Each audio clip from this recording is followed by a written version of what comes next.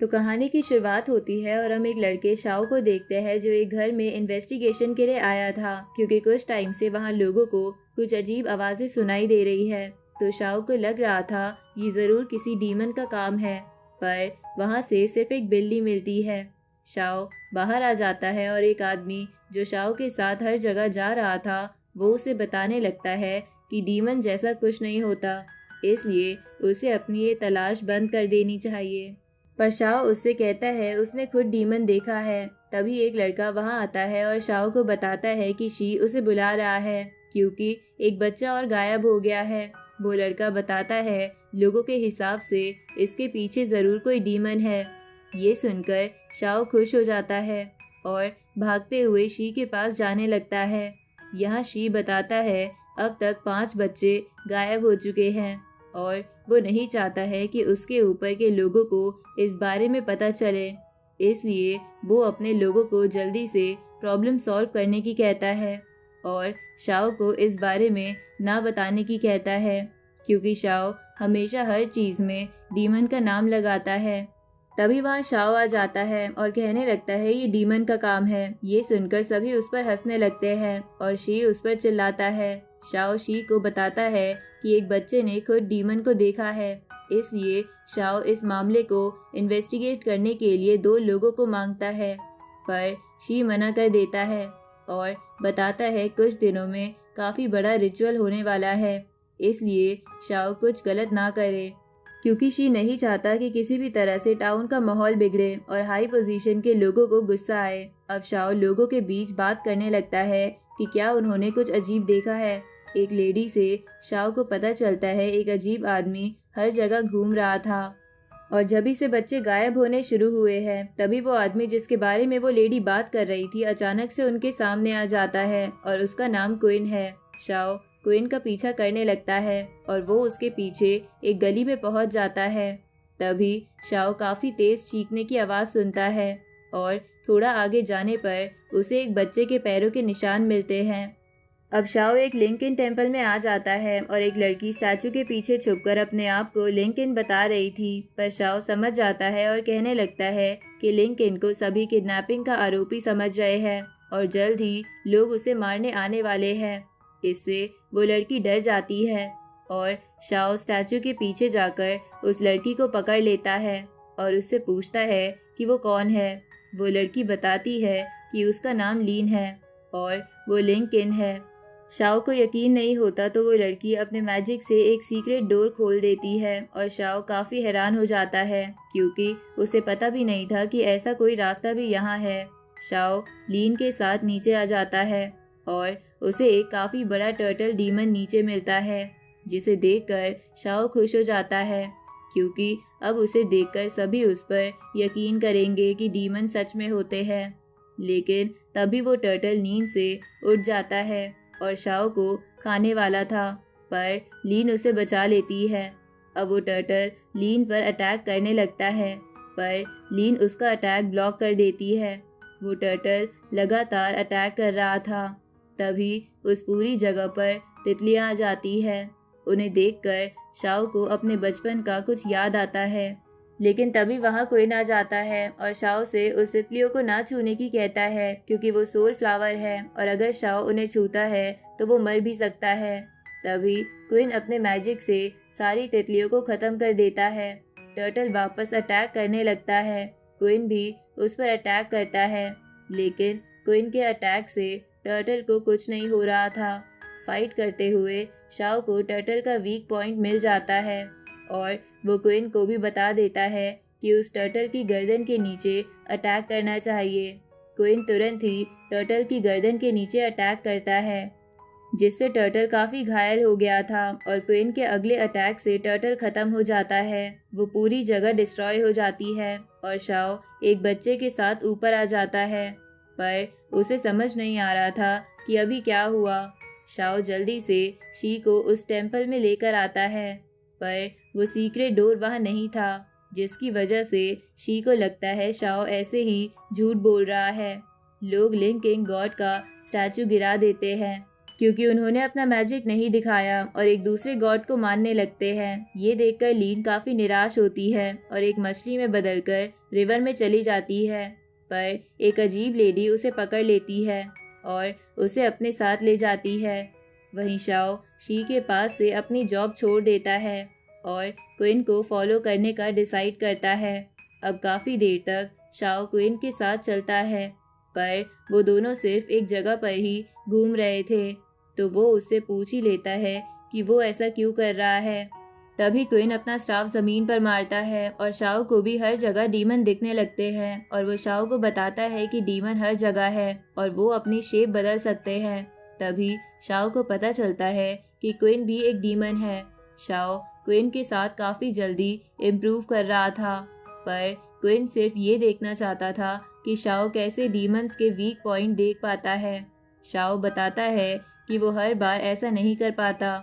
अब वो दोनों एक टाउन में पहुंच जाते हैं जहां उस जगह के प्रिंस के सामने सभी झुके हुए थे, पर क्विन नहीं झुकता, जिसकी वजह से एक गार्ड क्विन को डराने आने लगता है। पर क्विन सिर्फ उसकी तरफ गुस्से से देखता है और वो गार्ड खुद डरकर वापस चला जाता है। अब वो दोनों एक बिल्डिंग में पहुंच जाते हैं जहां उन्हें एक कैट डीमन मिलती है, पर वो काफ़ी वीक थी और शाओ उसे हाथों से ही पकड़ लेता है। फिर वो कैट उन्हें बताती है कि उस टाउन में एक आदमी रहता है जिसका नाम होंग है, जो लोगों को पागल बना रहा है कि वो डीमंस को मार सकता है, पर असल में वो सभी लोगों के दिमाग कंट्रोल करता है और उन्हें अपने इशारों पर नचा रहा है। क्विन और शाओ भी समझ जाते हैं कि कैट डीमन उसी आदमी की बात कर रही है जिसे उन्होंने सुबह देखा था। अब वो दोनों होंग को रोकने जाते हैं, पर गार्ड्स उन्हें होंग तक पहुंचने ही नहीं देते और वो दोनों गार्ड से फाइट करने लगते हैं। लेकिन तभी एक लड़की वहां आ जाती है, जिसके आते ही गार्ड्स रुक जाते हैं। वो लड़की अंदर जाने लगती है और वो गार्ड्स को बताती है कि शाओ और क्विन उसके नौकर है, इसलिए वो उन्हें आने दे। अब वो दोनों भी मेंशन के अंदर आ जाते हैं और वो तीनों होंग तक पहुंच जाते हैं, जो कि एक छोटी लड़की थी, और क्विन होंग को वो चीज़ सुरई वापस करने की कहता है जिससे वो लोगों के दिमाग कंट्रोल कर रही है और लोगों को डीमन में बदल रही है। होंग बाहर आ जाती है और उन तीनों को एक साथ खत्म करने की कहती है। होंग टाउन के सभी लोगों को डीमन में बदल देती है और उन तीनों पर अटैक करने का ऑर्डर देती है। अब होंग क्विन और शाओ को अपनी माइंड गेम में फंसा लेती है और उनके सबसे बुरे सपनों के साथ खेलने लगती है।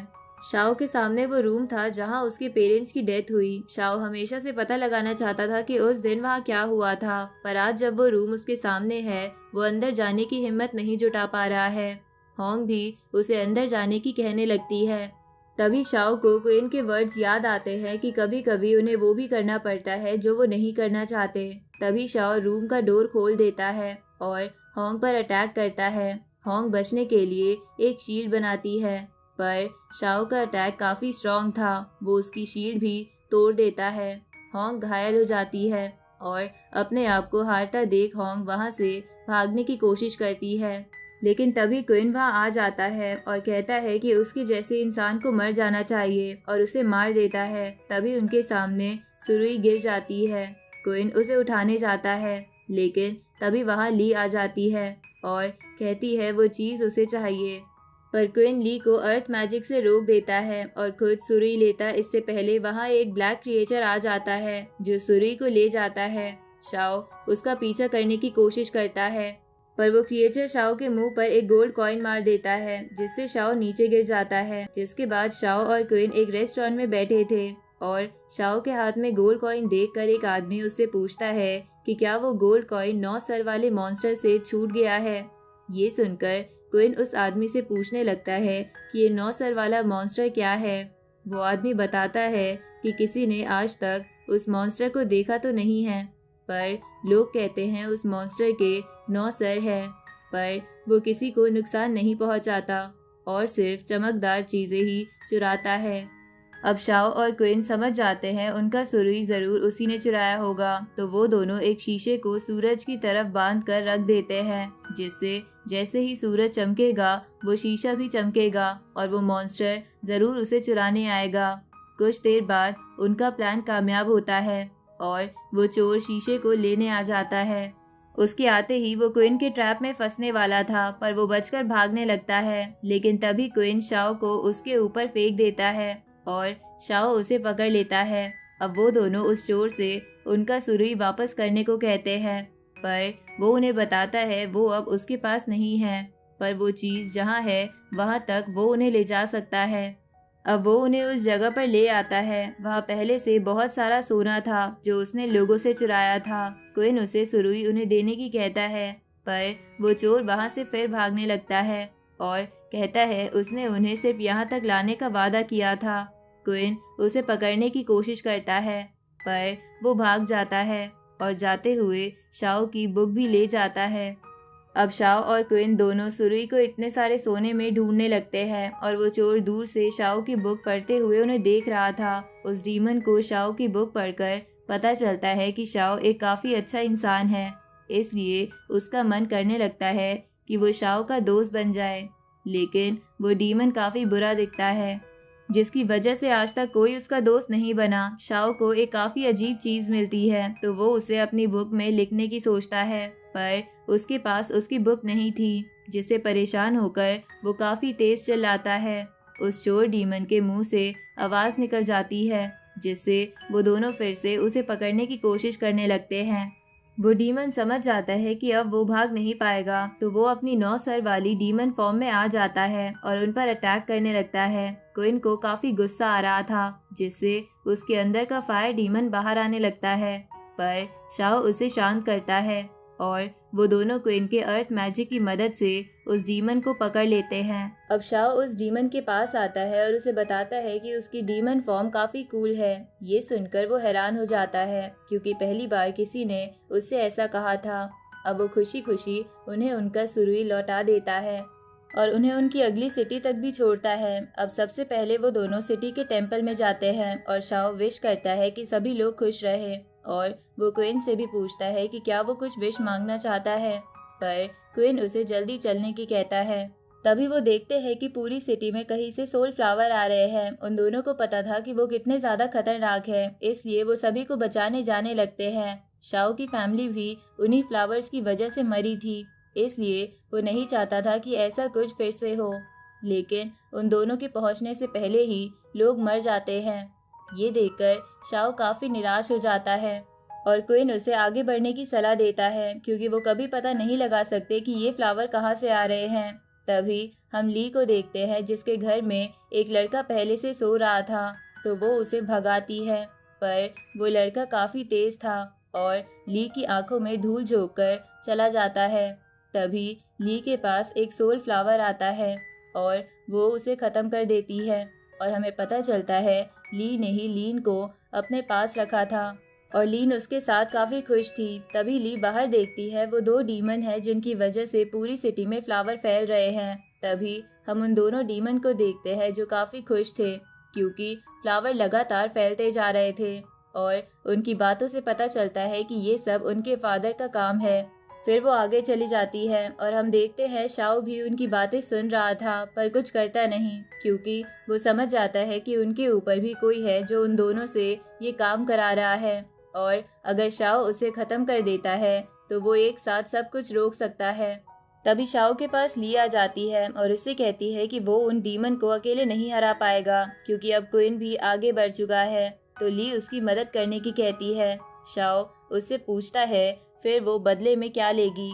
ली कहती है ये उसकी ड्यूटी है, इसलिए उसे कुछ नहीं चाहिए। अब वो दोनों डीमन एक टूटे हुए घर के पास थे और तभी उनके पास क्विन भी आ जाता है और वो तीनों बात करने लगते हैं। उन्हें बातें करते हुए शाओ और ली भी देख रहे थे, और ली कहती है क्विन जरूर उन डीमन के साथ मिला हुआ है, क्योंकि वो तीनों काफी अच्छे से बात कर रहे हैं और दुनिया तो बिल्कुल भी नहीं लग रहे। ली को इस पर यकीन नहीं हो रहा था, पर ली शाओ को याद करने की कहती है कि कैसे जहाँ भी क्विन जाता है वही सोल फ्लावर्स आते हैं। तभी उनके ऊपर एक डीमन अटैक कर देती है और शाओ क्विन से पूछता है कि क्या वो उनके साथ मिला हुआ है, पर क्विन उसे कोई जवाब नहीं देता। एक डीमन शाओ को मारने वाली थी, पर क्विन उसे बचा लेता है और शाओ को मारकर बेहोश कर देता है। बेहोश होते हुए शाओ को याद आता है जब उसका विलेज डिस्ट्रॉय हुआ था और उसके पेरेंट्स मरे थे, तब क्विन भी वहाँ था। तभी क्विन ली को भी मारकर बेहोश कर देता है और उन दोनों डीमन को उन्हें छोड़ देने की कहता है। जिसके बाद जब शाओ को होश आता है तो वो अपने आप को घायल लोगों के बीच पाता है। तभी उस सिटी का हेड शाओ को बताता है सोल फ्लावर्स के पीछे क्विन है, पर शाओ उससे कहता है कि उन्हें सिर्फ ऐसा लगता है, अभी तक इसका कोई प्रूफ नहीं है। अब 2 दिन तक लगातार शाओ और ली क्विन को ढूंढते हैं, पर वो उन्हें कहीं नहीं मिलता। लेकिन आखिर में उन्हें वो दोनों डीमन मिल ही जाते हैं और शाओ उनसे पूछता है कि क्विन कहाँ है, और वो उसका कोई जवाब नहीं देती और उनसे फाइट करने लगती है। वो दोनों उन डीमंस को काफ़ी जल्दी हराने लगते हैं, लेकिन तभी बिजली गिरती है जिससे वो डीमन डर जाती है और रुक जाती है। शाओ समझ जाता है कि बिजली उनकी कमज़ोरी है और वो हवा में जंप करता है और बिजली को कंट्रोल करके उन पर अटैक करता है, जिससे उन दोनों डीमन की काफ़ी बुरी हालत हो जाती है और ली तुरंत ही उन्हें मार भी देती है। जिसके बाद हम क्विन को देखते हैं जो हैरान था जानकर कि उसके फादर सिंह है और वही उन सभी सोल फ्लावर्स को हर जगह फैला रहे हैं। सिंह बताता है कि 800 साल पहले जब हेवन डिस्ट्रॉय हो गया था तब सिंह को लगा कि वो अकेला गॉड बचा है, पर कुछ टाइम बाद उसे पता चला कि किसी तरह क्विन भी जिंदा है। क्विन सिंह से पूछता है कि वो क्यों चाहता है कि गॉड वापस आए। सिंह बताता है कि जब से गॉड्स दुनिया से गए हैं दुनिया बर्बाद ही होती जा रही है, क्योंकि डीमन आज़ादी से हर इंसान को मार रहे हैं। सिंह बताता है वो सोल फ्लावर की मदद से सभी इंसानों को इस पेड़ में कैद कर लेगा और इसी तरह से गॉड को वापस लाया जा सकता है। क्वीन समझ जाता है कि किंग गॉड को वापस लाने के लिए दुनिया पर इंसान को मारने वाला है। तभी अचानक से क्वीन सिंह की आंखों के सामने से गायब हो जाता है और हम देखते हैं क्वीन उस पेड़ पर आग के गोले में बदलकर अटैक करने वाला था, जिससे अगर वो पेड़ ही नहीं रहेगा तो सिंह इंसानों को मारना बंद कर देगा। लेकिन सिंह क्वीन को रोक लेता है और सिंह बताता है कि उसने कभी नहीं सोचा था कि क्वीन इंसानों के साथ मिल जाएगा और उसके खिलाफ फाइट करेगा। सिंह क्वीन को समझाने की कोशिश करता है कि दुनिया में जो कुछ भी बुरा हो रहा है उसकी वजह इंसान है और उन्हें दुनिया से मिट जाना चाहिए। पर क्वीन कहता है सिंह अपने मतलब के लिए इंसानों को मारना चाहता है। सिंह को लग रहा था कि एक पूरी जनरेशन को खत्म करने से इंसानों को सबक मिलेगा और आगे से वो ऐसा कोई काम नहीं करेंगे जिससे दुनिया को नुकसान हो। सीन शिफ्ट होता है और हम शाओ और ली को देखते हैं जो उस टेम्पल पर थे जिसकी वो दोनों डीमंस रक्षा कर रही थी, पर उन्हें समझ नहीं आ रहा था कि वो उस जगह पर कैसे पहुंचे जहां उन्हें क्वीन मिलेगा। तभी उनके सामने एक सीक्रेट डोर खुलता है और वो दोनों उसी पेड़ के सामने पहुंच जाते हैं। तभी उनके सामने सिंह भी आ जाता है और वो काफी हैरान था कि उन्होंने उसकी उन दोनों डीमन को हरा दिया। शाओ समझ जाता है जो कुछ भी हो रहा है सब उसकी गलती है, इसलिए वो सिंह पर अटैक करने की कोशिश करता है, पर सिंह शाओ को दूर फेंक देता है। तभी शाओ देखता है कि वो पेड़ क्वीन को ऑब्जर्व करने वाला है, तो शाओ एक ब्लास्ट करता है और जितने भी फ्लावर क्वीन की बॉडी पर लगे थे उन्हें जला देता है। तभी हम 800 साल पहले का सीन देखते हैं जहां क्वीन उस फायर मॉन्स्टर से फाइट कर रहा था जिसने हेवन को डिस्ट्रॉय कर दिया था और क्वीन समझ जाता है कि उसे मारा नहीं जा सकता, इसलिए क्वीन उस मॉन्स्टर को अपने अंदर सील कर लेता है। अब 15 साल पहले जब शाओ के विलेज पर अटैक हुआ था तब क्वीन भी वहां आता है और देखता है शाओ भी सोल फ्लावर की वजह से मरने वाला है, तो क्वीन शाओ के गले पर लगे सोल फ्लावर को जला देता है और उसे जिंदा बचा लेता है। पर क्वीन वहां और किसी को नहीं बचा पाता क्योंकि वो वहां काफी लेट पहुंचा था। अब हम प्रेजेंट का सीन देखते हैं जहां क्वीन सभी को भाग जाने की कहता है, पर शाओ भागता नहीं और सिंह से फाइट करता है, पर सिंह काफी ज्यादा स्ट्रांग था और शाओ उसे नहीं हरा सकता था। तभी क्वीन शाओ से उसे मार देने की कहता है, जिससे वो अपने अंदर के मॉन्स्टर पर लगी सील को ब्लास्ट कर देगा और अपने आसपास की हर चीज को डिस्ट्रॉय कर देगा। पर तभी शाओ क्वीन के अंदर के मॉन्स्टर की आवाज़ सुनने लगता है और वो मॉन्स्टर शाओ से कहता है कि अगर वो अपने वीक पॉइंट पता करने वाली टेक्निक से उसकी सील तोड़ देता है तो वो बाहर आकर शाओ के लिए हर चीज़ डिस्ट्रॉय कर देगा, जिससे क्वीन को मरना नहीं होगा। शाओ थोड़ा सोचता है और उसके पास कोई दूसरा रास्ता नहीं था, इसलिए वो सील तोड़ देता है और मॉन्स्टर आज़ाद हो जाता है और शाओ की बॉडी पर कंट्रोल कर लेता है। अब वो अपने पास की चीज़ों को डिस्ट्रॉय करता है, जिससे सिंह काफ़ी गुस्से में आ जाता है और उस पर अटैक करने लगता है। पर वो मॉन्स्टर सिंह से भी काफ़ी ज़्यादा स्ट्रॉन्ग था और वो उसे काफ़ी दूर फेंक देता है। फिर मॉन्स्टर पेड़ के साथ साथ गॉड्स की मूर्तियों को भी डिस्ट्रॉय कर देता है, जिससे सिंह इतने गुस्से में आ जाता है कि वो मॉन्स्टर में बदल जाता है। लेकिन फिर भी सिंह उसके सामने कुछ नहीं था और वो उसे आसानी से हरा देता है। अब वो मॉन्स्टर क्वीन को पकड़ लेता है और उसे ज़मीन पर पटक देता है, क्योंकि सिर्फ शाओ ऐसा इंसान था जो उसे मार सकता था। और अब उसने शाओ की बॉडी पर कंट्रोल कर लिया है, तो उसे किसी से खतरा नहीं है। मॉन्स्टर क्वीन को मारने वाला था, पर शाओ अपनी बॉडी पर कंट्रोल करने की कोशिश कर रहा था, जिससे वो क्वीन को मरने से बचा लेता। तभी हम उस आदमी को देखते हैं जिसे ली ने अपने घर से निकाला था। हमें पता चलता है असल में वो एक गॉड है और अपनी रियल फॉर्म में आ जाता है। अब वो उस मॉन्स्टर से फाइट करने लगता है और जैसे ही वो दोनों अपने सबसे स्ट्रॉन्ग अटैक का यूज़ करते हैं, तभी शाओ अपनी बॉडी पर कंट्रोल कर लेता है। इसलिए क्वीन भी उनके बीच आ जाता है। तीनों के टकराने से पूरी ज़मीन टूट जाती है और बादल फट जाते हैं, जिसके बाद हम कुछ दिन बाद का सीन देखते हैं जहां सब नॉर्मल हो जाता है और ली अपने रास्ते चली जाती है। क्वीन और शाओ अब भी साथ में आगे बढ़ते हैं और वो गॉड अब भी उनका पीछा कर रहा था, क्योंकि वो मॉन्स्टर अब भी शाओ के अंदर है और उसे हराना नामुमकिन है। इसलिए किसी को तो उस पर नज़र रखनी होगी।